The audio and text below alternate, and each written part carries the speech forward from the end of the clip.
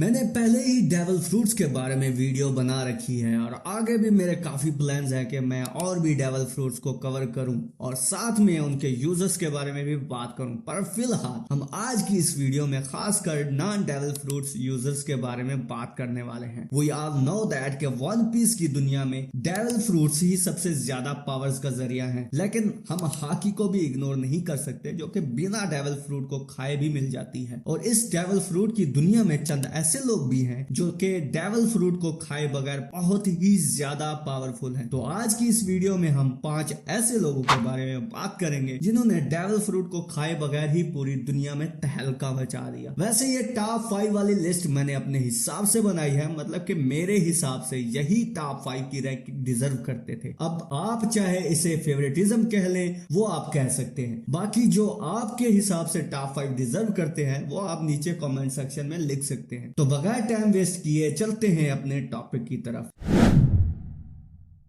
तो 5वें नंबर पे बात कर लेते हैं वन पीस वर्ल्ड के सबसे बड़े स्वार्ड्समैन मीहॉक। मीहॉक अपनी तलवारबाजी की वजह से पूरी दुनिया में जाना जाता है। हालांकि जोरो को भी दुनिया का सबसे बड़ा तलवारबाज बनना है और ये तभी पॉसिबल हो सकता है या तो मीहॉक तलवारबाजी छोड़ दे या फिर मर जाए, क्योंकि मीहॉक के रहते तो ये पॉसिबल ही नहीं है। अब जोरो फैंस मेरी ये स्टेटमेंट सुनकर भड़क जाएंगे, but it is a fact जिसको सिर्फ ओडा सेंसे ही बदल सकते हैं। मीहॉक का सबसे बड़ा तलवारबाज होने की एक वजह यह भी है कि वो तीनों किस्म की हाकी इस्तेमाल कर सकता है। जो नॉन डेविल फ्रूट यूजर होते हैं उनके पास सबसे बड़ी पावर ही हाकी होती है और वन पीस में हमने अभी तक 3 किस्म की हाकी देखी है और मीहॉक तीनों को ही यूटिलाइज कर सकता है। मीहॉक के पास जो तलवार है यानी कि ब्लैक ब्लेड योरो, ये दुनिया की 12 सुप्रीम तलवारों में से एक है और यह तलवार व्हाइट बियर्ड की तलवार मोराको मोगेरी जितना पावरफुल है। मीहॉक ने काफी लेजेंडरी फाइट्स भी लड़ी हैं, जिस तरह मीहॉक और शैंक्स की लड़ाई जिसका जिक्र पूरी दुनिया में होता था। इन सब से हटकर भी मीहॉक की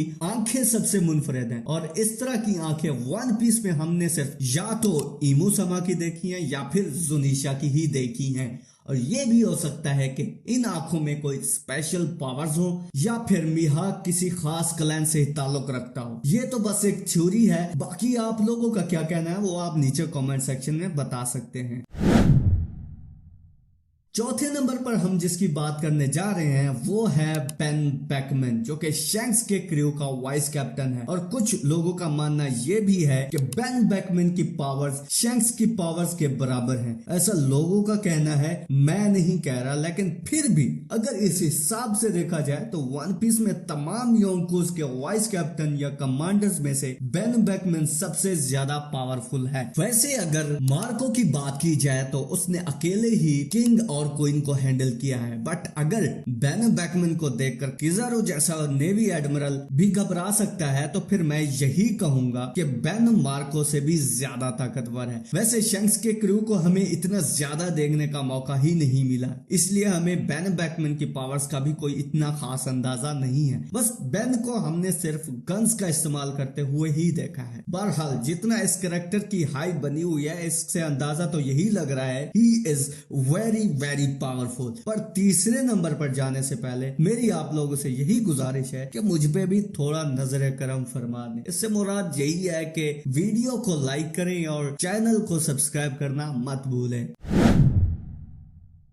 तीसरे नंबर पर हम जिसकी बात कर रहे हैं वो पायरेट्स की दुनिया में सबसे बड़े गिरोह का वाइस कैप्टन था। जी हाँ, हम बात कर रहे हैं pirate king gold D Roger के right hand man dark king silver Rayleigh की। और pirate king gold D Roger की तरह रैली के भी चर्चे पूरी दुनिया में मशहूर थे। रैली को वन पीस में हमने पहली बार साबा ओडीआर का पहले में देखा था और क्या एंट्री थी डार्क किंग की। और उस वक्त ही हमें इसकी पावर्स का अंदाजा हो गया था कि ये बंदा कितना ज्यादा पावरफुल है। और प्री टाइम स्किप के दौरान हमने देखा कि किस तरह रेली ने किजारो के पसीने छुड़ा दिए थे। मरीन्स के वाइस एडमिरल के साथ 1-to-1 फाइट लेना कोई मामूली बात नहीं है, और वो भी इस एज में। इसलिए मैं रेली को वाइस एडमिरल से भी ज्यादा पावरफुल समझता हूँ सिवाय गार्प के। वैसे तो रेली का तीनों किस्म की हाकी पर पूरा कंट्रोल है, लेकिन रेली का ऑर्नामेंट हाकी पर कंट्रोल देखकर ऐसा लगता है कि रेली ने ऑर्नामेंट हाकी को चूज नहीं किया किया बल्कि ऑर्नामेंट हाकी ने रैली को चूज किया है। वन पीस में समंदर का एक ऐसा हिस्सा है जिसको काम बेल्ट कहा जाता है, मतलब कि उस जगह पर समंदर का पानी बिल्कुल ठहरा हुआ होता है और फिर समंदर का सबसे खतरनाक सी किंग्स उसी ही जगह पर पाए जाते हैं, इसलिए उस जगह पर बड़े बड़े फ्लीट्स आने से भी डरते हैं। तो इस हवाले से रैली की ताकत का अंदाजा इस बात से लगा ले कि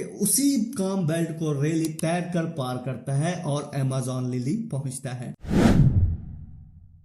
तो अब बात कर लेते हैं मेरी लिस्ट में दूसरे नंबर पर मौजूद एक ऐसे करेक्टर की जिस पे मैंने एक अलहदा से 9 मिनट की वीडियो बना रखी है। जी हाँ, मैं बात कर रहा हूँ द योंको शैंक्स की। वैसे शैंक्स पे मैंने पूरी डिटेल से वीडियो बना रखी है जिसमें मैंने शैंक्स के बारे में पूरी वजाहत से बताया हुआ है और वो वीडियो देखने के लिए आप ऊपर मौजूद आई बटन को क्लिक कर सकते हैं। अब आप में से कुछ लोग ऐसे भी होंगे जो सोच रहे होंगे कि शैंक्स को नंबर 1 पोजीशन पर होना चाहिए था, लेकिन मेरे हिसाब से कोई और करेक्टर ही नंबर 1 पोजीशन के लिए शैंक्स से ज्यादा डिजर्विंग है और वो क्यों है ये आप जल्द ही जान जाएंगे। वैसे शैंक्स के ट्रू पोटेंशियल को ओडा सेंसे ने एक सीक्रेट ही रखा हुआ है। शैंक्स क्या, उसका पूरा क्रू ही फिलहाल एक सीक्रेट ही है, लेकिन बहरहाल शैंक्स योंको लेवल पर ऐसे तो नहीं पहुंचा। उसकी पावर्स की अगर बात की जाए तो शैंक्स की हाकी सबसे ज्यादा पावरफुल है। उस बंदे का अपना ही एक जो ऑरा है उससे ही काफी लोग कांप जाते हैं और ये हमने व्हाइट बियर्ड के साथ मुलाकात के दौरान देखा है कि कैसे व्हाइट बियर्ड के क्रू मेंबर्स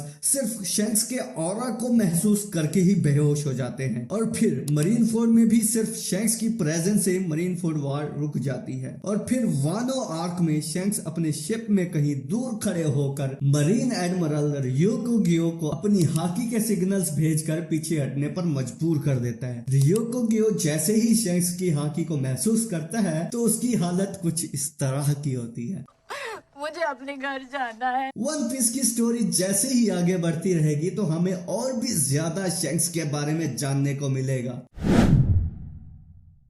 तो अब बात कर लेते हैं हम अपने फाइनल करेक्टर की जिसने पहली पोजीशन संभाली हुई है। एक ऐसा करेक्टर जो वन पीस की दुनिया में सबसे ज्यादा बहादुर और दिलेर इंसान है, जिसने ड्रेसरोसा आर्क में काफी लोगों की जान बचाई और इसलिए उसे गॉड का खिताब भी मिला। जी हाँ, हम बात कर रहे हैं गॉ डी उसप की। मुझे पता है कि ये नाम लेकर मुझे काफी जूतियां पड़ने वाली हैं, तो इससे पहले कि लोग मुझे गालियां देना शुरू कर दे, हम बात कर लेते हैं नंबर 1 पर मौजूद मंकी डी गार्प की। वैसे गार्प को मैंने नंबर 1 पर उसके प्राइम दिनों की वजह से रखा है और ये भी नहीं है कि गार्प अपनी एज के हिसाब से कमजोर हो गया। अभी भी वो काफी मरीन्स, एडमिरल्स और पायरेट कैप्टन से ज्यादा पावरफुल है। अपने प्राइम डेज में गार्प की ताकत पायरेट किंग गोल्डी रॉजर जितना थी। गार्प ने गोल्डी रॉजर के खिलाफ काफी लड़ाइयां लड़ी हैं और इन लड़ाइयों के किस्से पूरी दुनिया में मशहूर है और इससे बढ़कर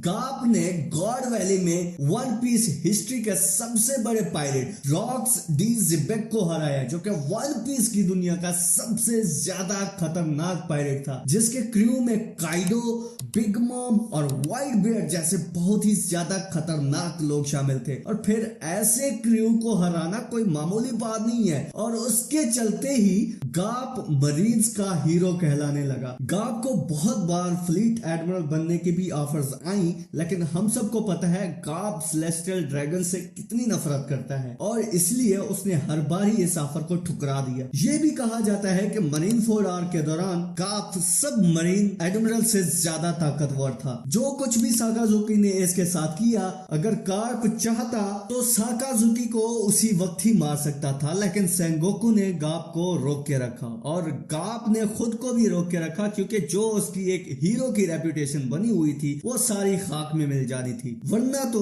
गार्प ने सेंगोकू को भी टफ फाइट देनी थी। तो इन सब बातों को मद्देनजर रखते हुए ही मैंने गार्प को पहले नंबर पर रखा है और वो सच में ही इतना ज्यादा पावरफुल है। बाकी आप लोगों की क्या राय है वो आप नीचे कमेंट सेक्शन में मुझे बता सकते हैं। मेरी वन पीस के हवाले से वीडियोस देखने के लिए यहाँ क्लिक करें।